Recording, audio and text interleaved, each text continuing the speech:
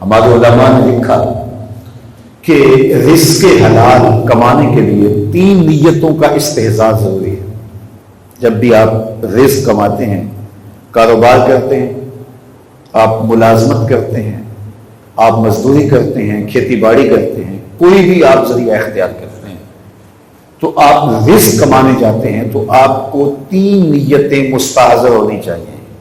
آج بھی آپ پڑھ رہے ہیں، ڈاکٹر بن رہے ہیں، انجینئر بن رہے ہیں،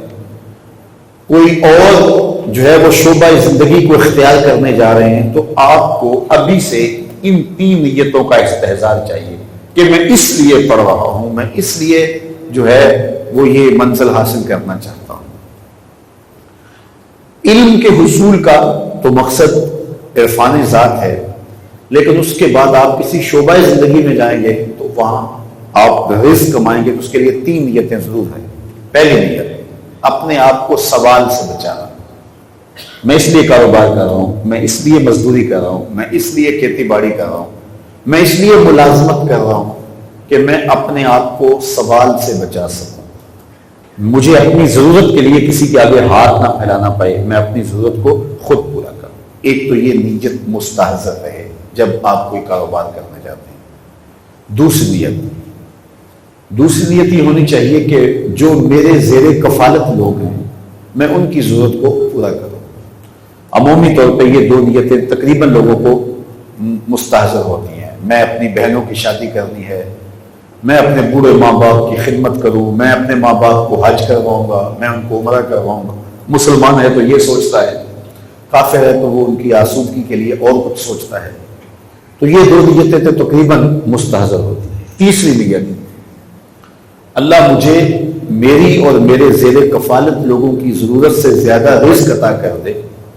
تو میں معاشرے کے ان لوگوں کی مدد کروں گا جن کا کمانے والا کوئی نہیں ہے، غریب ہیں، اپاہج ہیں، بے بگان ہیں، یتامى ہیں، مساکین ہیں، میں ان کی مدد کروں گا، ان کی نصرت کے لیے کھڑا ہو جاؤں گا۔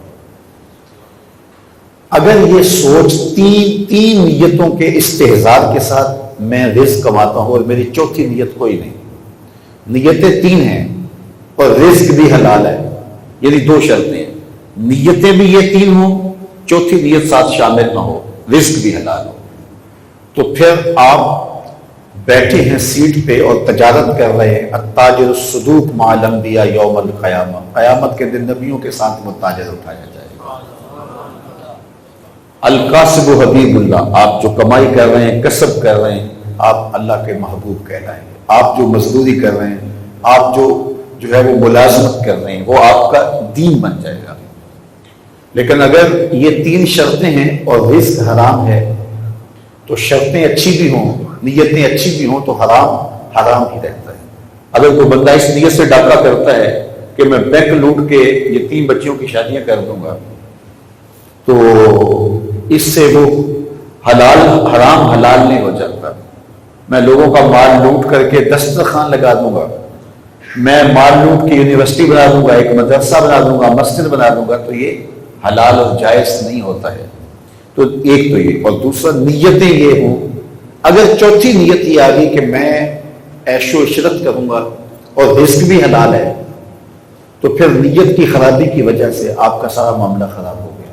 لوگوں میں نمایاں ہو جاؤں گا اور میں کہلاؤں گا امیر، کہلاؤں گا دنیا کے امیر لوگوں کی فہرست میں آ جاؤں گا، تو پھر رزق آپ کا اگر حلال ہے تو پھر رزق حلال ہونے کی وجہ سے آپ کا گناہ تو نہیں ہے، لیکن دولت کے فتنے اور دولت کی آزمائشیں ساتھ ہی آئیں گی اور زندگی کے اندر تلخیاں بھرنا شروع ہو جائیں گی۔ لیکن اگر صرف یہ 3 نیتیں ہوں اور رزق حلال ہو تو پھر کاروبار کی پیچیدگیاں، مالی تلخیاں آپ کو نہیں آئیں گی، زندگی خوبصورت گزرے گی اور آپ لوگوں کے لیے نفع بخش ہوں گے، اپنے وجود کے لیے نفع بخش ہوں گے، اپنے خاندان کے لیے نفع بخش ہوں گے۔ تو یہ بات ذہن میں رکھیے گا کہ جب آپ دوسروں کے لیے مددگار بنتے ہیں، اور ایک یہ بات بھی کہ عمومی طور پہ بندہ یہ سوچتا ہے کہ میں یہ حاصل کر لوں اور اس منزل پہ پہنچ جاؤں تو پھر میں لوگوں کی مدد کر سکوں گا۔ یہ بھی ایک نفس کا فریب ہوتا ہے کہ انسان کے پاس جو میسر ہو اس سے وہ کسی کی مدد نہ کر سکے، اور وہ یہ سوچے کہ میں یہاں پہنچوں گا تو پھر لوگوں کی مدد کروں گا۔ زیادہ لوگوں کو ایسا دیکھا ہے، ایسا نہیں ہے۔ آپ دیکھتے ہیں کہ میرے ساتھ کا طالب علم مالی طور پہ کمزور ہے اور اللہ نے اس کو ذہانت سے مالا مال کیا ہے، تو مجھے جو گھر سے خرچہ ملتا ہے اور میری ضروریات اس سے پوری ہوتی ہیں، اگر میں عزت نفس کا لحاظ رکھتے ہوئے کسی دکھاوے کے بغیر اس کی مدد کر سکوں اور یہ بھی جو ہے وہ اپنے تعلیمی سلسلے کو جاری رکھ سکے، تو یہ آپ کا شروع سے ہی اس سلسلے کے اندر دیکھیے، جب یہ جذبہ پیدا ہوتا ہے تو بچپن میں اس کی آبیاری ہونی چاہیے۔ ہمارے بزرگ فرمایا کرتے تھے کہ چھوٹے بچوں کو جو ہے جب آپ خرچ دیتے ہو تو کوئی تھوڑا سا زیادہ دے دیا کرو، کہ یار راستے میں کوئی ضرورت مند ہو تو بیٹا یہ اس کو دے دینا، تاکہ اس کو دینے کی عادت بچپن سے ہی پڑ جائے۔ جس کو دینے کی عادت پڑ جاتی ہے اللہ اس کو عطا فرماتا ہے،